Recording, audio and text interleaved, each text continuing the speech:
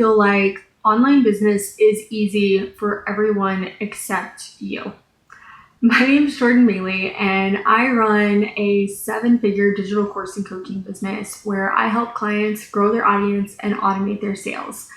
And every single week, in some form or another, I have either a client or someone on social media who will ask me how to make things easier.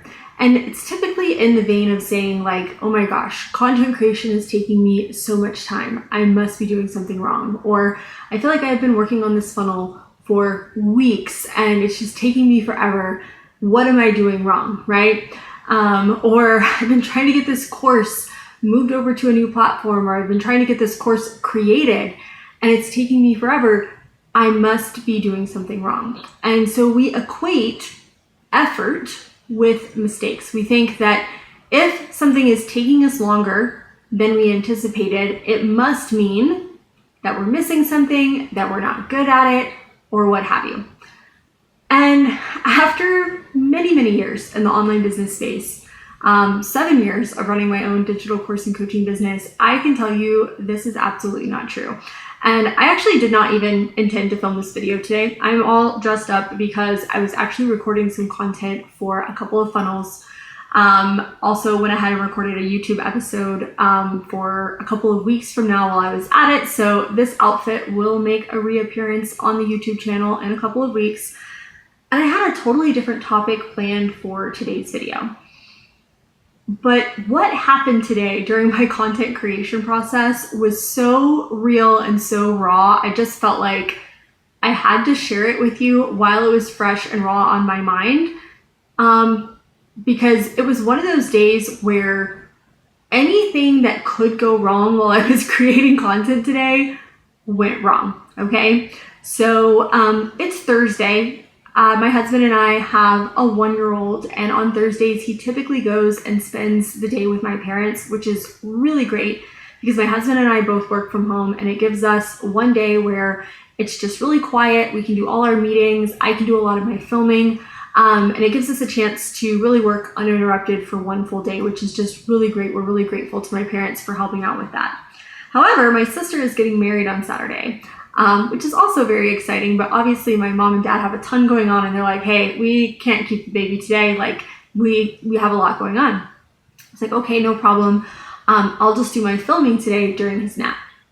So I have about 2 hours to film, and I had 6 videos that I wanted to do while I was sitting down for this filming session. So I had my scripts written for the things that I was going to use a teleprompter for. For these more casual videos like this one, I had an outline ready to go. I got my hair and makeup done while he was still awake. He sat in the bathroom and played with me while I did that. And the second he went down to go take his nap, I came in here and started recording. Now, usually he will drink his bottle, he'll fall asleep in a few minutes. No big deal. He's really pretty easy to go down for a nap. We're very lucky, very fortunate there. However, the house next door is currently under construction. And right outside his window today, as I sit down, I'm looking out my office window and I can see the house next door. And I can see right outside our son's bedroom window is a line of concrete trucks. I kid you not, a line. There are like 6 concrete trucks in line in the street. One will back up, beep, beep, beep, pour out all the concrete, drive away, the next one would come up.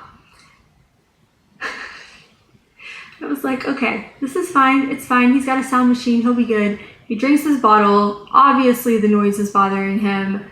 He starts absolutely screaming, right? So I turn off the video, and for one thing too, I will add, for me to record these videos, the lighting is best when I sit in this chair next to my office window. Got a ring light on the other side, so it gives me really even lighting. And I mean, I'm probably like, I don't know, our neighbor's driveway is gonna go right along our property line, and that's where they're pouring the concrete. And I'm looking at it right now, and I'm guessing I'm maybe 25, 30 yards from their driveway where I'm sitting right now. And I'm sitting here, and you can kind of picture it, right? You've got the teleprompter, I'm dressed up. They don't know what I do for a living, obviously, but they just see me sitting here filming videos, which I don't like filming in front of people. As many videos as I've done over the years, I really like to have my space, right?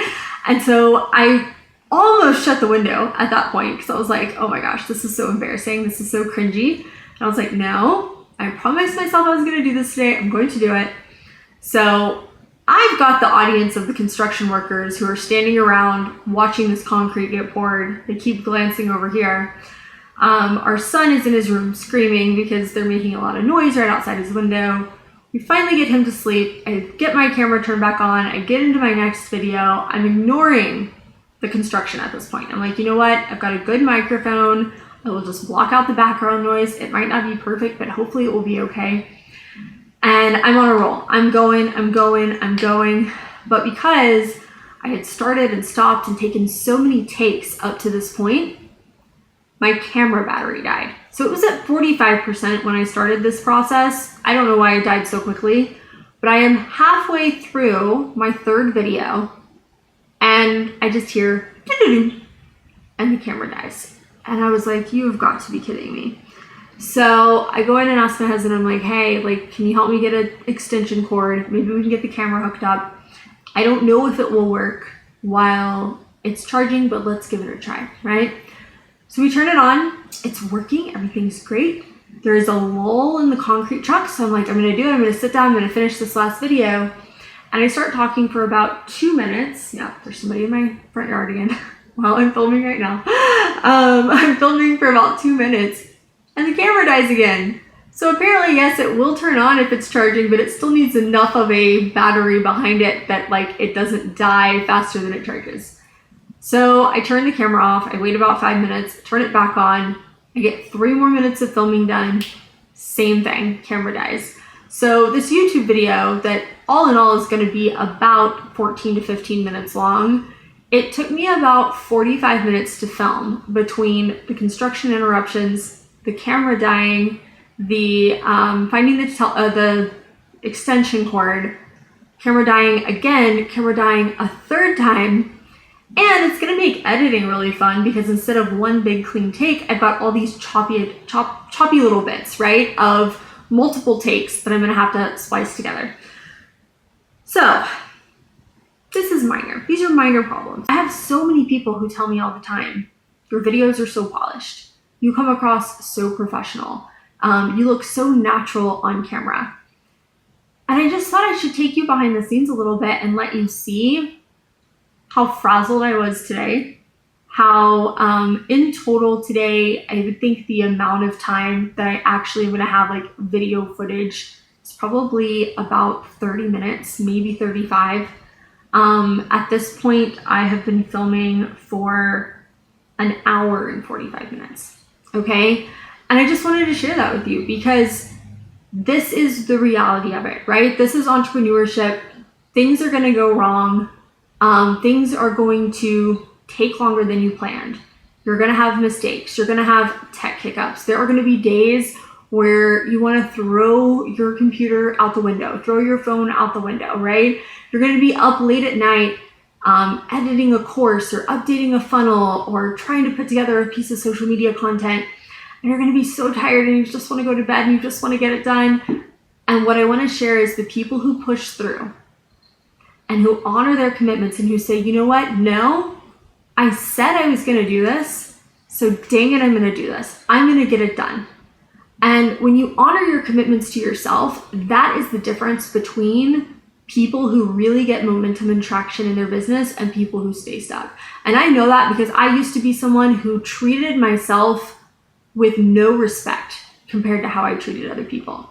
I was always at the last of my list. My priorities, my agenda was always at the bottom of the list. Even today, my sister, we're going over to do a trial run of getting her all into her wedding dress, making sure that we can get the bustle done and the tool is all in the right place and everything. And she asked us, she said, hey, can you guys come at 11? And everyone, there's 3 of us, everyone said yes. And the old people pleaser in me wanted to say yes. But I knew that that's when Felix was going to go down for his nap. And I knew if I went over there at 11, there is absolutely no way I would get my filming done today. And I knew that would mean I'd either have to do it late tonight, or I'd have to get up really early in the morning, or it wouldn't get done at all. And so I said, you know what? I actually got an appointment at 11. Can we meet at 1? And everybody said yes. And you know, if I had had a client at 11 or a coaching call, I never would have even thought about it. I just would have said, no, I've got a meeting, I can come after. But because it was a meeting with myself, I almost said, it's fine. I'll just go. I'll do it later. I'll push myself to the bottom of the list. And I have found that by treating my own commitments to myself and to my business as important as I would treat my commitments to a client or to a group of students, when I treat myself that importantly, that is when you get traction. That is when you get momentum. That is when the important things get done. Now, one last thing that I'll throw in here, because the reality is some days are going to be like this, right? I had 2.5 hours to film. I did not anticipate it taking that long. I thought I would get some editing done before I had to go. That is absolutely not going to happen. In fact, I need to leave my house in about 6 minutes, okay? So what do you do when life goes sideways? I start every single day with a to-do list. Well, let me back up. I start every week with a to-do list, okay? So I've got like kind of my master list of projects and things that we're working on. They just kind of live in my spiral notebook. And then within my planner, I always start with a weekly to-do list. And within that weekly to-do list, I identify my 3 most important priorities. And these are not meetings. These are not things with clients. These are projects or things that I need to do on my own that are the biggest priority for the week. Then when I sit down each morning, I take that whole big weekly to-do list and I pick a few things from it that I'm going to commit to getting done today. But within that list of things I'm going to do today, I choose 3. And these are my non-negotiables. These are the things that come hell or high water. I don't care if the camera dies 87 times and I have an entire audience of construction workers outside my window watching me film this video. I'm going to get it done today, right? Whether I have to do it early, whether I have to do it late, regardless, my head will not hit the pillow until my top 3 priorities for the day are done.